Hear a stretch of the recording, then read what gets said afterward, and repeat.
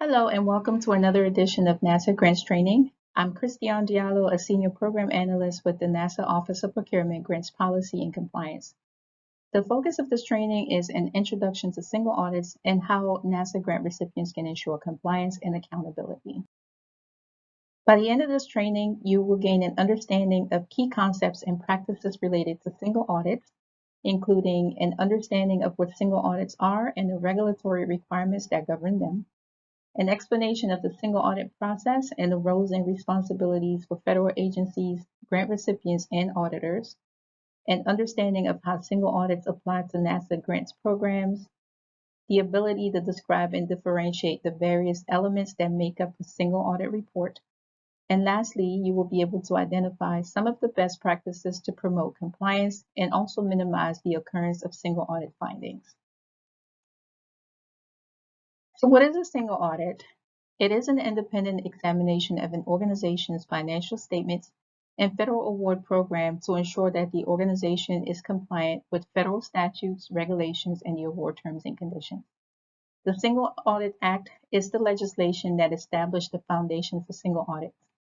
It introduced requirements for audits of entities such as states, local governments, and Indian tribal governments that administer federal financial assistance programs. OMB issued circulars A128 and A133 to implement the Single Audit Act. These circulars extended to audit requirements to institutions of higher education and other nonprofit organizations. On December 26, 2013, OMB issued 2 CFR Part 200, which superseded the OMB circulars related to single audits and implemented additional changes, including increasing the audit threshold from $500,000 to $750,000. The 2 CFR also mandated federal agencies to obtain single audit reports from the Federal Audit Clearinghouse instead of directly from the recipients, which ultimately reduced the administrative burden that was placed on smaller entities. The audit requirement, as well as the roles and responsibilities for the key players that are involved in the single audit process, are outlined in subpart F of the 2 CFR, and I'll be going over those sections in the next few slides. It is a requirement that non-federal entities that expend more than $750,000 in federal award funds during their fiscal year have a single audit or program-specific audit performed for that year. Non-federal entities may opt for a program-specific audit if they only have one federal program, or if their funding is received from one federal agency and the laws and regulations, terms and conditions do not require a financial statement. This requirement does not apply to NASA grantees unless all the federal funds are issued by NASA and the audit is approved in advance by NASA. Recipients that do expend less than $750,000 during their fiscal years are not required to obtain a single audit. However, they must make their records available for review or audit by the appropriate officials.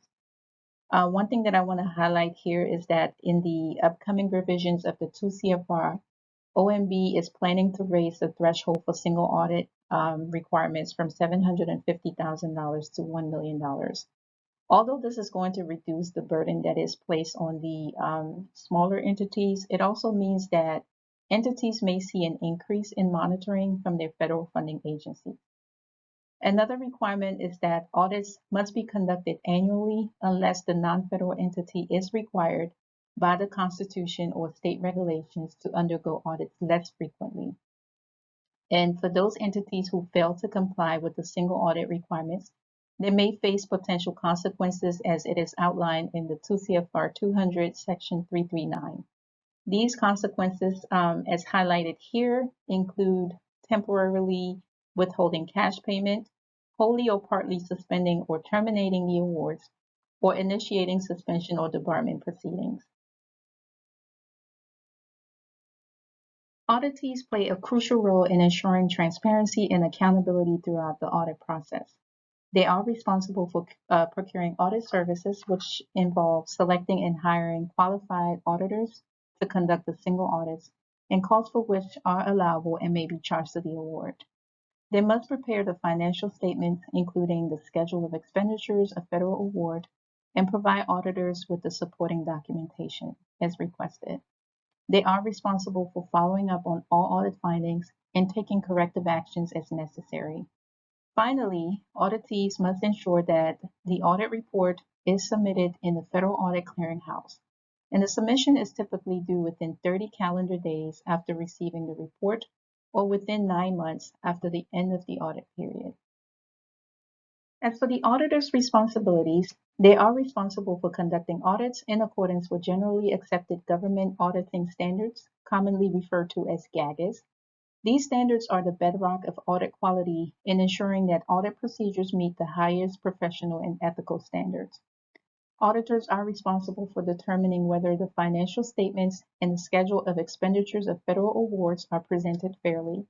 This means that they're assessing whether financial information accurately represents the entity's financial position, including federal awards that they have received.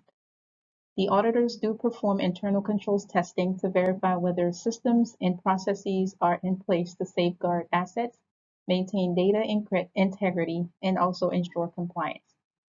Finally, the auditors are assessing the entity's compliance with the federal program requirements outlined in the compliance supplement. This means that they're verifying whether the entities adheres to federal regulations, policies, and guidelines pertaining to the management and utilization of federal funds. All federal agencies that issue federal awards must comply with the responsibilities that are outlined in Section 513 of 2 CFR 200. Other responsibilities vary depending on whether an agency has cognizance or oversight responsibilities. A cognizant agency is the agency that provides most funding to a recipient that expends more than $50 million in federal funding annually during a 5-year period. Agency with oversight responsibilities are the agency that provide the most amount of direct funding to a recipient that is not assigned a cognizant agency in that entity's fiscal year. As of fiscal year 2023, NASA serves as the cognizant agency for 5 recipients and oversight for 17 recipients.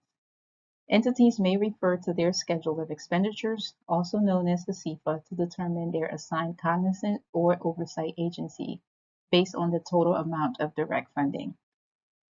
NASA's responsibilities as cognizant and oversight agency includes providing technical assistance, advice, and assistance to auditees and auditors, obtaining or conducting quality control reviews on selected audits that are made by non-federal auditors, and providing the results of those audits to interested organizations. They are responsible for advising the auditee of any deficiencies that are found in the audits when the deficiencies require corrective actions by the auditor, and also providing technical advice to auditees and auditors upon request. In addition to the cognizant and oversight responsibilities, NASA is responsible for ensuring that audits are completed and that the single audit reports are submitted timely in the Federal Audit Clearinghouse. We're also responsible for following up on audit findings to ensure that the recipients are taking corrective action plans and timely resolving their findings. This graphic outlines a high-level overview of the single audit process. It starts with NASA issuing the award to the recipient and then updating the compliance supplement, which I'll get into in the next slide. Next, the recipient spends the funds in accordance with established regulations and the award's terms and conditions. It is then followed by the recipients preparing for the single audits. In this step, the recipient prepared the appropriate financial statements, including the schedule of expenditures of federal awards, and they also provide the auditor with access to all the necessary documents that are required to perform the audit. The external auditor performed the audit in the 4th step and then issue a report that includes the scope and results of the audit as well as the recipient's corrective action plan. The last step in the process involves NASA reviewing the audit report and ensuring timely resolution of audit findings. As mentioned in the previous slide, one of the agency's responsibilities in a single audit process is to annually update the compliance supplement. And in case you're not familiar with the compliance supplement, it is a document that provides guidance to auditors in evaluating whether an entity is compliant with federal program requirements. The compliance supplement is organized into 8 parts. Part 1 provides essential background information on the compliance supplement. Part 2 contains a matrix of compliance requirements that serves as a roadmap for auditors. Part 3 is the most critical section of the compliance supplement and provides detailed information on the specific compliance requirements for each federal program. Part 4 focuses on agency-specific requirements and provides auditors with additional guidance and context that is specific to the federal awarding agency responsible for the program. Part 5 is the clusters of program, which groups together programs that have similar compliance requirements and therefore streamlines the audit process. The compliance requirements for NASA programs and other research funding agencies are found in Part 5 of the supplement. So if you are a recipient of NASA funding, you should refer to Part 5 to access a comprehensive list of compliance requirements that is applicable to your funding. Part 6 addresses the objectives, principles, and components of internal controls. Part 7 provides guidance for auditing programs that are not included in Parts 4 or 5. And Part 8 includes a list of appendices. I've provided a link of the 2023 supplement here for your reference, but also please note that the 2024 compliance supplement is currently undergoing updates and is also set to release sometime in May of next year. This table highlights the requirements for the research and development cluster, which NASA falls under. These are the requirements that if your entity fails to comply with, it may have a direct and material effect on the program. And in order to reduce burden and only focus on those requirements that are likely to result in fraud, waste, and abuse, agencies must limit the number of compliance requirements that are subject to audit to 6, except for the research and development cluster, which may identify 7 requirements.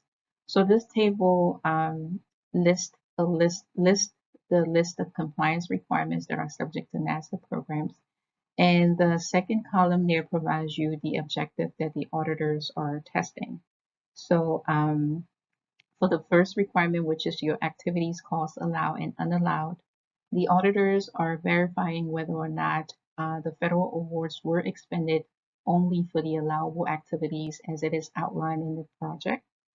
As for the cash management requirement, they are ensuring that the cash disbursements are made in accordance with federal regulations, the terms and conditions of the grants, or applicable cost principles.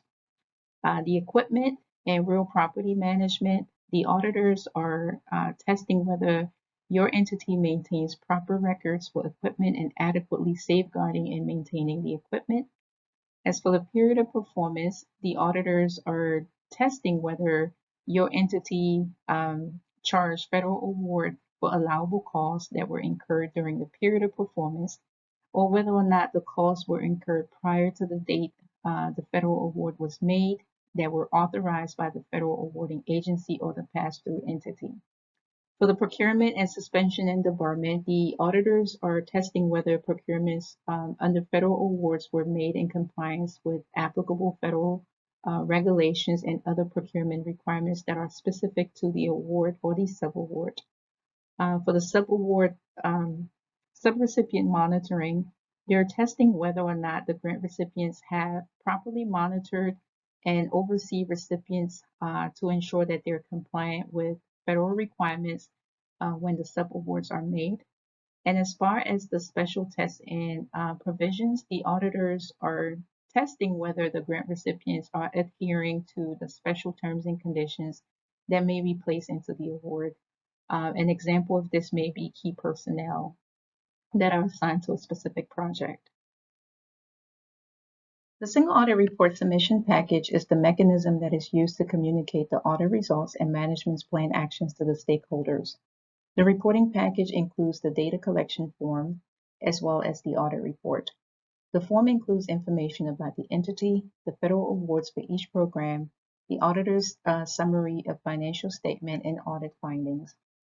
The audit report consists of several required components, that is, the financial statements of the organization and a schedule of federal awards showing the total expenditures for each program, the auditor's report on internal control over financial reporting, and internal controls over compliance for major programs, the auditor's schedule of current findings and question costs. Findings are issued specifically to financial statement or compliance. Financial statement findings are related to deficiencies in accounting controls, And these findings highlight weaknesses in the organization internal control process, such as an error in their financial reporting or weaknesses in the financial management practices. The compliance findings, on the other hand, are related to noncompliance with federal laws, statutes, and regulations, as well as the program terms and conditions. These findings are specific to individual compliance issues within each of the major programs. They indicate instances where federal funds were not used in accordance with the program requirements. And the last component of the audit reports are the summary schedule of prior audit findings and the status of those findings if applicable. The 2 CFR 200 requires auditors to present findings with specific details. The elements of an audit findings include the condition, which is the situation where there is noncompliance with the requirements that would warrant attention. In other words, what did the auditors find? The second element is the criteria, which is usually the laws, regulations, or the terms and condition that is associated to the finding. The third element here is the cause. So we are documenting what caused the finding or how did the finding occurred. And this usually serves as a basis for recommendations for the corrective action. The effect or potential effect is the consequences resulting from the finding. The recommendations are suggested actions that the recipient may take to correct the cause and reduce the likelihood of the finding repeating. The views of responsible officials and planned corrective actions is a statement as to whether the officials concur with the findings. And finally, the auditors must identify whether or not the finding has question costs. And these costs are costs that the auditor or the oversight agency has identified as potentially ineligible, unallowable, or does not have supporting documentation. As mentioned earlier, entities are responsible for submitting the audit reporting package to the Federal Audit Clearinghouse within 30 days after receipt of the auditor's report or no later than 9 months after the end of the audit period. For example, if your entity's fiscal year ends on September 30th, 2023, then your single audit report must be submitted into the Federal Audit Clearinghouse no later than June 30th, 2024. The Federal Audit Clearinghouse, in case you're not familiar with this website, it serves as a central repository for the collection, processing, and dissemination of audit reports, and also operates under the oversight of the Office of Management and Budget. The current clearinghouse is managed by the U.S. Census Bureau. However, effective October 1, 2023, that responsibility will transition to the General Services Administration. Following this transition, all fiscal year 2023 audits will be submitted through the new Federal Audit Clearinghouse. This graphic outlines NASA's single audit monitoring and resolution process. The process begins with NASA conducting a search in the Federal Audit Clearinghouse for single audit submissions. For missing audits with expenditures that are over $750,000, NASA follows up with the recipients to ensure that the audits are submitted. Audit reports with NASA findings are assessed for adequacy, followed by issuance of a management decision letter. All management decision letters that are issued by NASA include a summary of the findings, a statement of whether or not NASA agrees with the proposed corrective action plans, a statement of whether the monetary findings, in this case the question calls, were disallowed, and if so, the reasons for that, a timetable for the corrective action plan implementation if it is not already included in the report or completed, and lastly, NASA's appeals process. Per the 2 CFR 200, NASA must issue all MDLs no later than 6 months after the single audit reports are accepted in the Federal Audit Clearinghouse. Listed on this slide are some common audit findings and corrective actions, best practices for recipients' considerations. It is important to note that corrective actions should be tailored to address the specific findings and the compliance issues that are identified in the audit report, and should also be consistent with the federal regulations and the grant's terms and conditions. Additionally, entities should maintain documentation to demonstrate their compliance efforts and the effectiveness of the corrective actions that are taken. The first common audit finding that we see within our single audit reports are related to allowable cost or cost principles. This normally occurs when the expenditures do not have adequate supporting documentation, or when the auditors identify specific unallowable costs such as alcohol or entertainment, or when the cost cannot be traced to a project or is outside of the period of performance. An acceptable corrective action for this type of finding would be for the recipient to maintain supporting documentation with an explanation and adequate source substantiating that the question costs were allowable. The second will be for the recipient to establish policies and procedures that costs be supported by adequate source documentation, and also specifying within that policy that only allocable and allowable costs be charged to an award. The second type of finding is related to equipment and real property, and this normally occurs when the physical inventory are not performed timely or properly. An acceptable corrective action plan for this type of finding would be for the recipient to review and update their internal policies and procedures that is related to equipment and real property to align with the federal regulations and grant requirements. Secondly, the recipient can provide training to their staff who are responsible for equipment and real property management to ensure that they are knowledgeable about federal regulations and grant requirements. The third common finding is the finding related to subrecipient monitoring, and this normally occurs when the subrecipient activities are not properly monitored. And the acceptable corrective action plan here will be for the recipient to develop or enhance their risk assessment process so that they may be able to identify high-risk subrecipients.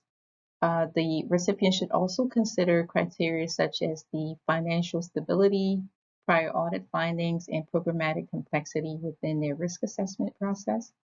Secondly, the recipient should establish a comprehensive monitoring plan for subrecipients, and that plan should outline the frequency and the nature of monitoring the activities, including site visit, desk reviews, and data analysis. And the last common audit finding that we have here is the finding that is related to procurement suspension and debarment. This normally occurs when there are no supporting documentation maintained that is related to procurement activities. There are no supervisory review or approval of purchases that includes credit card or purchases.